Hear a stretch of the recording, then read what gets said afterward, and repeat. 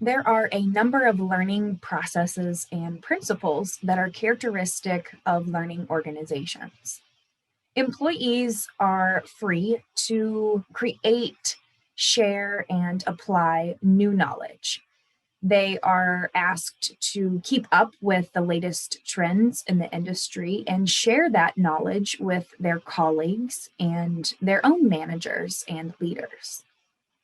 These companies also tend to invest heavily in technology and tools that allow employees to create and share new information. Here at Maryville University, we use Canvas. This is an example of just one of the many tools that are available to help people share the kind of information that they want to share.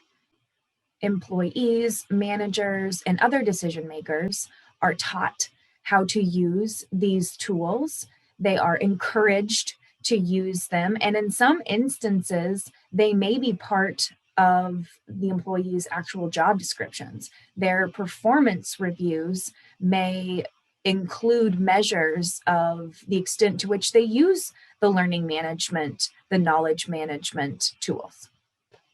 You can see in the last bullet point that one of the other things that learning organizations often do is require employees to establish their own development plans, and then they are actually expected to follow through with those plans and reach the goals that they set for themselves.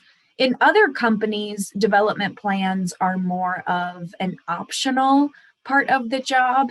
In learning organizations, it is expected, it is encouraged, and it is supported.